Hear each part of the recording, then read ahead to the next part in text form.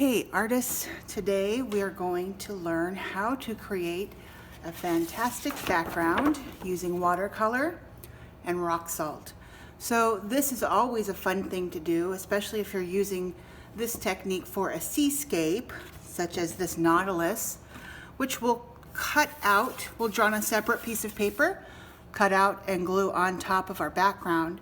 So let's look at how to create this fun background. What you'll need is a piece of watercolor paper. This is not regular drawing paper or copy paper.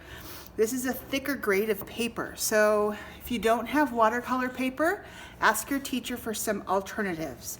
Okay, so if you don't have watercolor paper, you can also use mixed media paper. It's another kind of paper that you can use wet mediums on. Okay, so a trick before we begin, I'm going to suggest that you find a little bit of tape, whether it's masking tape, painter's blue tape, scotch tape.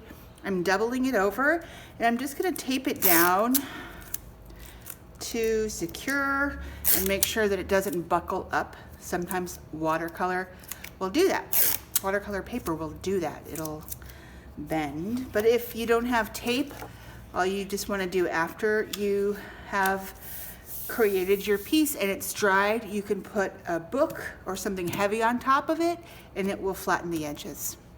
So we are going to use watercolor brushes, water, a palette of watercolor. Make sure you have a paper towel handy and also some rock salt, or this is called kosher salt. If you don't have kosher salt, you can use plain old table salt, but ask your parents first, okay? Now, what we want to do with our piece is we want to wet our paper with regular clean water. So I'm going to go for it.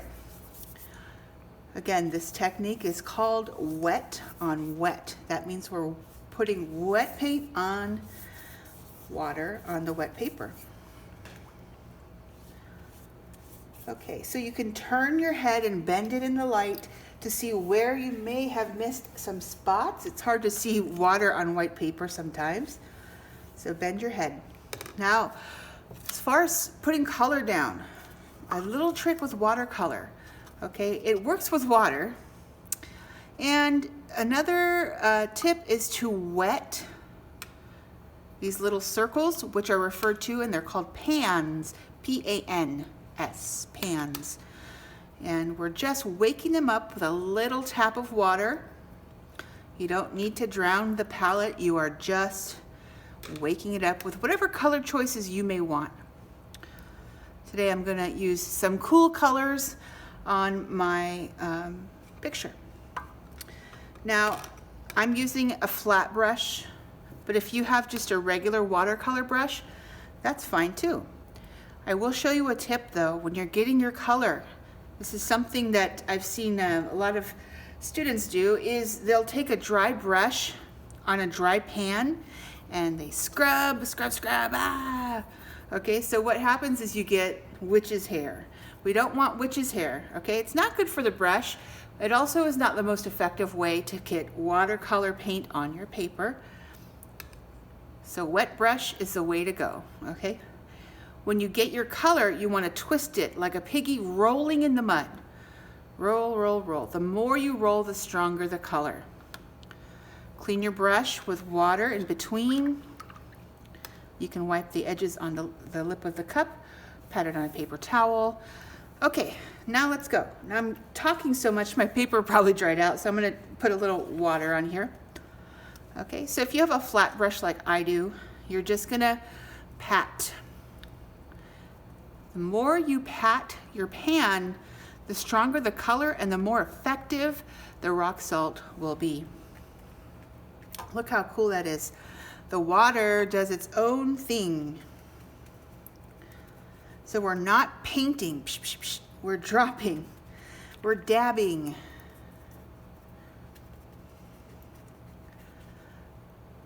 If your paper happens to dry out, just get a little more water on your brush and tap it on your paper. So the watercolor will start moving on its own.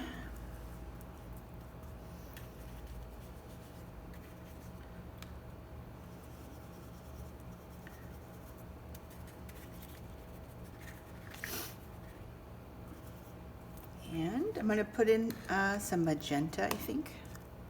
You could use any color choices, okay? Just remember to pat the brush or roll your brush back and forth to get lots of strong color. Drop it down.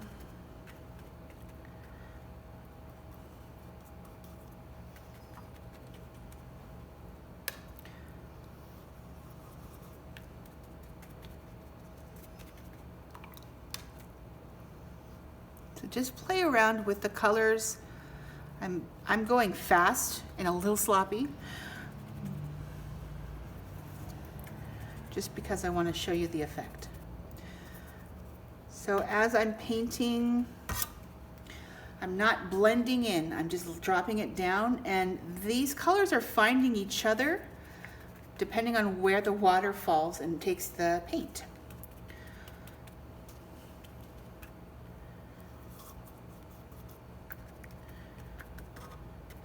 Okay, so I have puddles, color puddles. That's the goal, but you don't want like so much water that there's water spilling off your paper.